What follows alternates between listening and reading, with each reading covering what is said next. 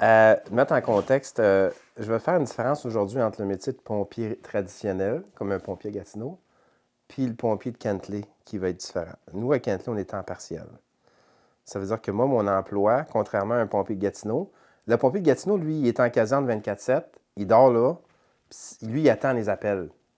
Tandis que nous autres, on attend les appels, mais on n'a pas un volume de autant d'appels, on n'a pas un grand volume d'appels comme Gatineau. Donc, mon travail, moi, tous les jours, c'est oui, je réponds aux appels s'il y en a, mais majoritairement, c'est au niveau gestion, administration du service. Fait que moi, je peux passer une journée sans recevoir d'appels. Puis ce que je vais faire, je vais faire des achats, je vais faire une logistique de services incendie, je vais faire du RH, ressources humaines, je vais faire des budgets, je vais faire des résolutions politiques. Je vais faire tout ce qui est gestion du service incendie sans vraiment atteindre un film.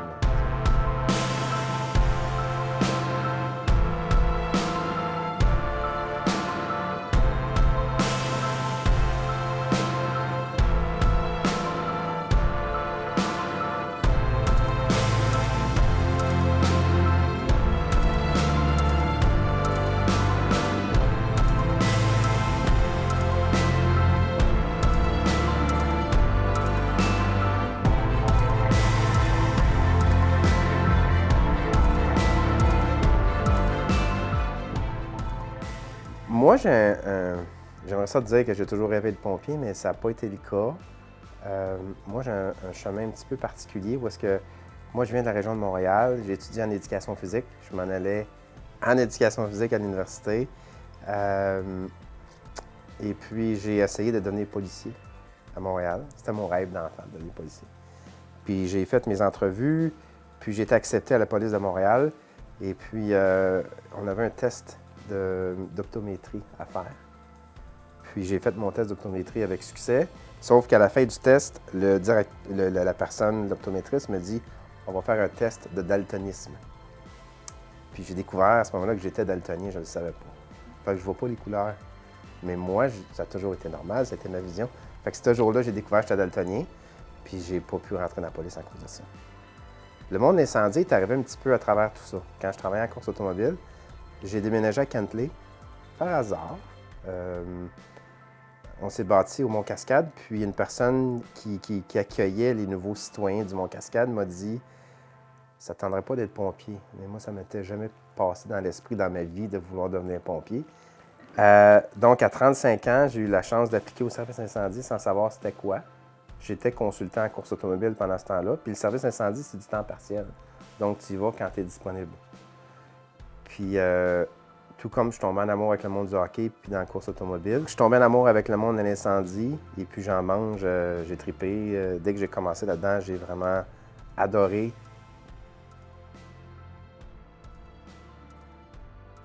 Dans le cas d'un pompier ordinaire, un pompier va débuter sa journée en faisant ses inspections de véhicules pour s'assurer que ses véhicules sont prêts à intervenir.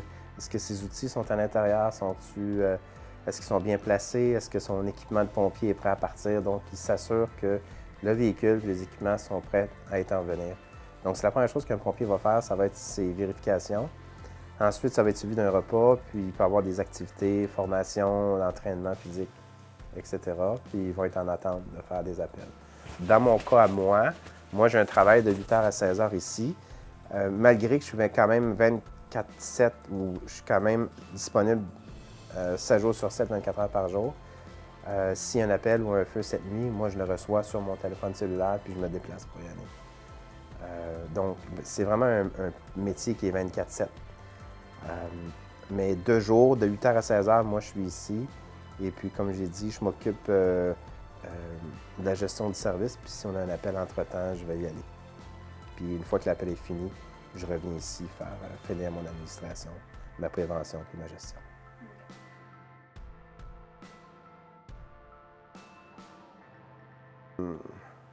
Comme pompier, je te dirais, un bon moment, on a... moi, je m'occupe beaucoup de tout ce qui est des gens qui sont dans le besoin. Bien, le monde incendie, pourquoi on est pompier, c'est qu'on veut aider la population.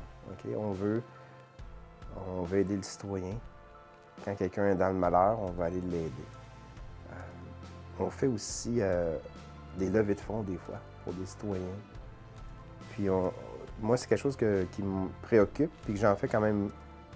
J'en ai fait beaucoup au cours des années. C'est des gens qui sont dans le besoin, Kentley, des personnes handicapées ou des jeunes familles qui n'ont pas beaucoup d'argent. Fait que moi, je vais faire des levées de fonds pour aider ces gens-là.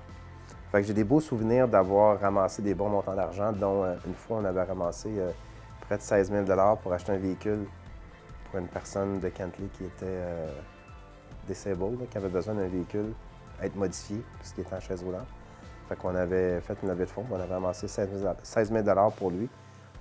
Ça avait été une belle expérience. Tu vois que tu fais la différence dans la vie de quelqu'un. Tu lui permets de pouvoir voyager en véhicule. Moins bon souvenir, en 2008, on a eu le malheur de perdre un pompier qui est décédé pendant une intervention à Val-des-Monts. C'était pas un de mes pompiers, mais c'était quand même un collègue de travail. Puis à ce moment-là, on a été demandé d'aller aider Val-des-Monts quand ce malheur-là est arrivé. Donc c'est nous qui a aidé c'est nous qui a pris charge de la scène, c'est nous qui a supporté Val-des-Monts, c'est nous qui a sorti le casque du pompier, resté à l'intérieur. Donc ça n'a pas été un moment super agréable. C'est là que tu vois que ça peut être un métier qui peut être dangereux. L'habit de pompier est fait d'un matériel, bien entendu, contre le feu.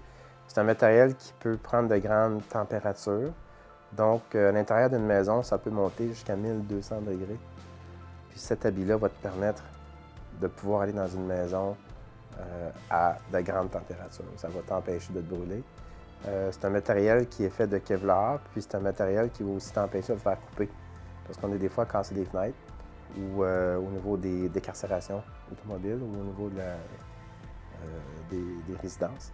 Donc, c'est un matériel qui est contre la chaleur, qui va te protéger, puis qui va être imperméable, puis qui va t'empêcher de te faire couper par des matériaux dangereux. Donc, c'est ce qu'on appelle un bunker, ou encore un habit de combat, ou un vêtement de protection individuelle.